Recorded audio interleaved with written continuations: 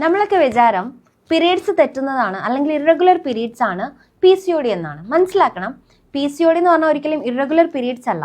Irregular periods അതിൻ്റെ ഒരു sign മാത്രമാണ്. എന്ന് വെച്ചാൽ അവിടെ ഒരു ഹോർമോണൽ ഇംബാലൻസും ഇൻസുലിൻ റെസിസ്റ്റൻസും ഒരുമിച്ച് കണ്ടുമുട്ടിയതിൻ്റെ ഭാഗമായിട്ട് ഉണ്ടായ ഒരു പ്രോഡക്റ്റാണ് PCOD. നമ്മളെ ശരീരത്തിൽ നമ്മൾ ഒരുപാട് കാർബ് അല്ലെങ്കിൽ അമിതമായിട്ട് ഷുഗറും കാര്യങ്ങളും എടുക്കുന്ന ഒരാളാണ്, സ്ട്രെസ് ഒന്നും പ്രോപ്പർലി മാനേജ് ചെയ്യാത്ത ഒരാളാണെങ്കിൽ ഓട്ടോമാറ്റിക്കായിട്ട് അവിടെ എന്തുണ്ടാവും?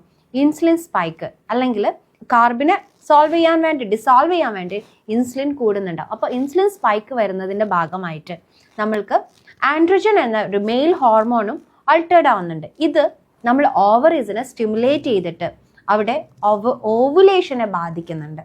അപ്പം ഇങ്ങനെ ഓവുലേഷനെ ബാധിച്ച് അതിൻ്റെ എഫക്റ്റ് ആയിട്ടാണ് നമുക്ക് എന്തുണ്ടാവുന്നത്? ആക്നെ ഫോർമേഷൻ, ഇറഗുലർ പീരീഡ്സ്, നമ്മളെ കഴുത്തിൻ്റെ ബാക്കിൽ ബ്ലാക്ക് ഡിസ്കളറേഷൻ എന്നിങ്ങനെയുള്ള സൈൻസ് ആൻഡ് സിംറ്റംസ് ഫോം ചെയ്യുന്നുണ്ടാവുക.